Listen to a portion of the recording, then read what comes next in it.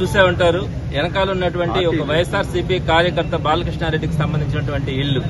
కేవలం ఆ ఇంటి ఒక్కదాన్ని మాత్రమే టార్గెట్ చేసి అంత పెద్ద భవనాన్ని సుమారుగా 50 లక్షల రూపాయలు ఖర్చు పెట్టి కట్టుకున్నటువంటి ఆ ఇంటిని కళ్ళ ముందే ఆయన వాళ్ళ నాన్న ఒక వృద్ధుడు, ఆరోగ్యం కూడా బాగలేనటువంటి వ్యక్తి, బీపీ ఎక్కువగా ఉన్నటువంటి వ్యక్తి, ఆయన కళ్ళనీళ్లు పరిహంతం అవుతా ఉన్నాడు. వారు తీసుకొచ్చి జేసీబీలను తీసుకొచ్చి మొత్తం బిల్డింగ్ అంతా ఆ విధంగా సర్వనాశనం చేస్తా ఉంటే ఆ ఒక్క కుటుంబమే కాదు, ఇక్కడ ఉన్నటువంటి ప్రతి ఒక్కరు కూడా అయ్యో అనిపించింది.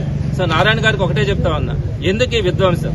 నెల్లూరులో ఏం చేయాలనుకుంటా ఉన్నారు? మీకు 70,000 ఓట్లు మెజార్టీతో గెలిపించినారే, అంత మాత్రం మీకు గుర్తు రావట్లేదా? ఈ విధంగా ప్రజల్ని ఇబ్బంది పెడతారా? ఎక్కడ పడితే అక్కడ మీరు నెల్లూరుని నాశనం చేయడానికి ప్రయత్నిస్తా ఉన్నారు. మీరు ఒక్కసారి ఆలోచించండి. ఈ ఏరియాలో ఉండేదంతా డాక్టర్లను కూడా కక్ష కట్టుకుని వేధిస్తా ఉన్నారు. వాళ్ళు పెట్టుకున్నటువంటి బోర్డులను తీసేస్తా ఉన్నారు. వాళ్ళకు ఉన్నటువంటి బిల్డింగ్ను కూలదోస్తా ఉన్నారు. చాలా మంది అంటా ఉన్నారు, నారాయణ హాస్పిటల్ ఉంది, మా హాస్పిటల్స్ కి కనీసం బోర్డులు కూడా లేకుండా చేస్తా ఉన్నారు, ఈ హాస్పిటల్ దెబ్బతినాలన్న ఆలోచనతో వాళ్ళు వెళ్తా ఉన్నారని. ఈ రోజు ఇక్కడ ఉన్నటువంటి ప్రతి డాక్టర్ కూడా పొగతలో ఉండే డాక్టర్లు అందరూ కూడా వేదన పడతా ఉన్నారు. వారిని ఆ విధంగా ఇబ్బంది పెడుతున్నారు. రెండోది రియల్ ఎస్టేట్ రంగం. రియల్ ఎస్టేట్ రంగానికి సంబంధించి మీరు ఒక జీవో తీసుకొని వచ్చారని చెప్పారు. కానీ అక్కడ ఉన్నటువంటి రియల్ ఎస్టేట్ లో ఉన్నటువంటి ప్రతి ఒక్కరిని కూడా అన్నిటి కూడా కూలదోస్తామంటాం. డెవలప్మెంట్ యాక్టివిటీస్ ఇంకే విధంగా జరుగుతాయి? అందరికీ కూడా నోటీసులు ఇచ్చి అక్కడ కొనుక్కున్నటువంటి చిన్న అంటే 15 అంకణాలు 20 అంకణాలు కొనుక్కొని ఉంటే వాళ్ళందరికీ కూడా నోటీసులు ఇచ్చి అక్కడ ఎవరైనా బిల్డింగులు కట్టుకుంటే వాటిని కూలదోస్తా ఉంటారు. ఇకపోతే పేదవాళ్ళకి సంక్షేమ పథకాలు ఇస్తామని చెప్పి వాళ్ళకి ఇవ్వకుండా వాళ్ళకు ఉన్నటువంటి 5 అంకణాలు 3 అంకణాల చోట్లలో కూడా టేపులు పెట్టి మరీ కొలిచి వాళ్ళకి వేలల్లో రూపాయలు ఫైన్ ఈ ట్యాక్సులు కట్టాలని చెప్పి ఆ ట్యాక్సులు కట్టకపోతే వాటర్ని కట్ చేయడం, అదేవిధంగా కరెంటును కట్ చేయడం, ఈ విధంగా మొత్తం నెల్లూరు సిటీని మొత్తం కూడా ఒక విధ్వంసాన్ని సృష్టిస్తా ఉన్నారు. ఇది మంచి పద్ధతి కాదని నారాయణ గారికి తెలియజేస్తా ఉన్నాం. ఇకపోతే రెండోది శ్రీనివాసరెడ్డి గారు మీకు ఒక విషయం గుర్తుపెట్టుకోండి.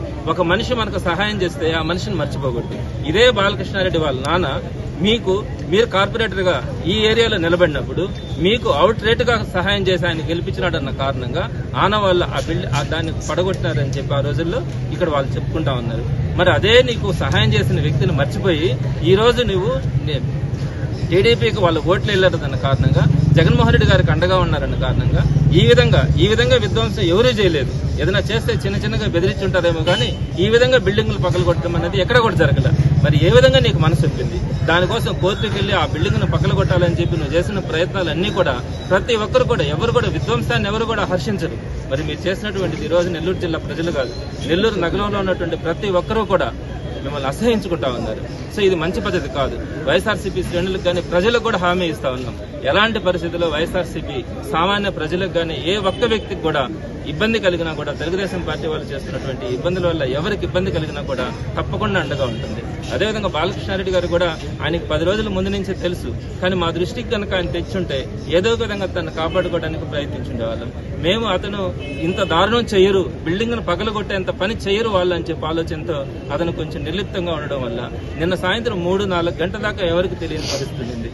సో తప్పకుండా అందరికీ కూడా శ్రేణులందరికీ కూడా తెలుగుదేశం పార్టీ వాళ్ళు చేసినటువంటి అరాచకాలని అక్రమాలని ఏదైనా ఉన్నప్పుడు ముందుగా గనక మా దృష్టికి తీసుకురాగలిగితే తప్పకుండా అందరికీ కూడా అండగా ఉండడం జరుగుతుంది.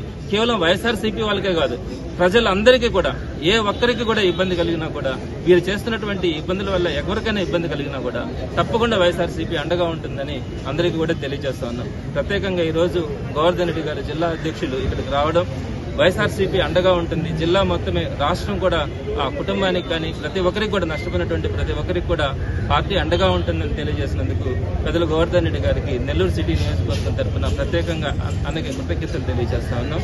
ఒక సమిష్టిగా నెల్లూరు జిల్లాలో వైఎస్ఆర్సీపీని బలోపేతం చేసుకునేందుకు ప్రతి ఒక్కరూ కూడా ముందుకెళ్తామని తెలుగుదేశం వారికి హెచ్చరిక జారీ చేస్తా ఉన్నాం.